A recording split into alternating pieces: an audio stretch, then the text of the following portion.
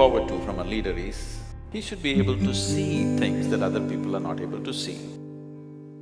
Leadership is not about you asserting yourself over somebody. It is about being able to harness everybody's aspirations and make it happen.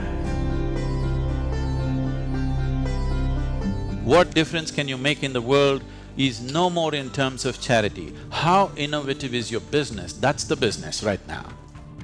Essentially, running an organization means, in some way, you're managing maybe 1,000 minds or 10,000 minds.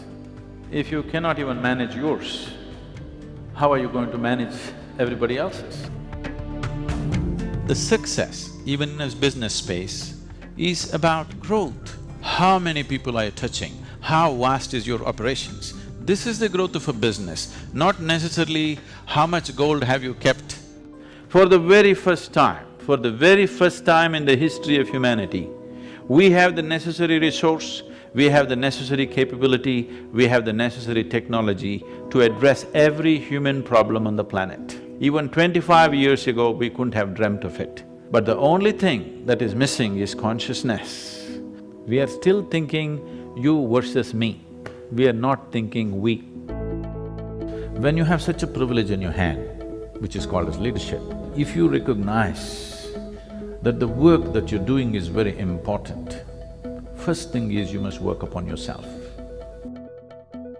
So leadership at any level, whether you're running your own business or a state or a nation, three basic qualities which sets a leader apart and makes him into a fruitful proposition for everybody around him is his integrity, his ability to inspire people to do the right things, and above all, insight.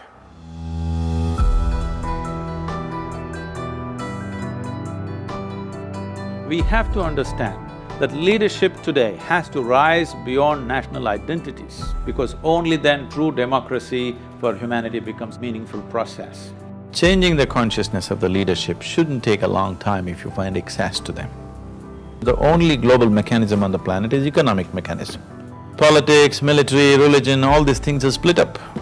Economy is one thing which bridges across all divides. Only an economic leader can cross boundaries and go where he wants. A political leader cannot do it, a military leader cannot do it, a religious leader cannot do it. The only person who can really build what he wants across the globe is only the economic leader ultimately. In this effort, at one time I aimed at the political leadership. Then I found economic leaders are easier to work with, more willing to change. And I think it's very important. The forum has done a fantastic job of putting these people together. Inclusiveness means making sure every human being on this planet has an active role to play in the economic process. Once you're a leader, the very way you think, the way you feel, the way you act, every single thing that you do affects millions of people.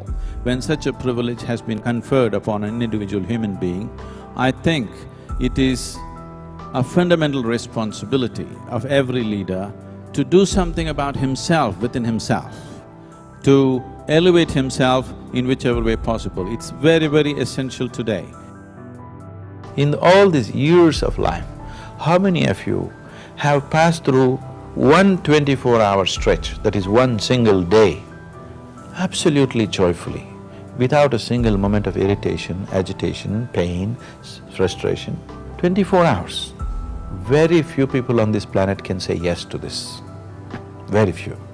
The only and the worst crime that you can commit in this life is you did not explore the full depth and potential of life. Somebody decides what I should eat, what I should wear, where I should go, where I should not go, you call this slavery. But now somebody decides what should happen within me. Is this not slavery?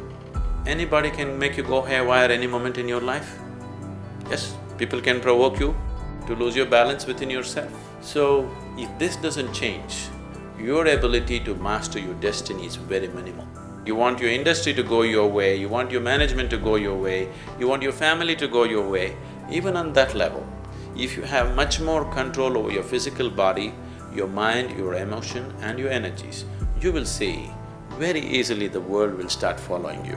Rather than you being a slave of the situations, you start creating situations the way you want it.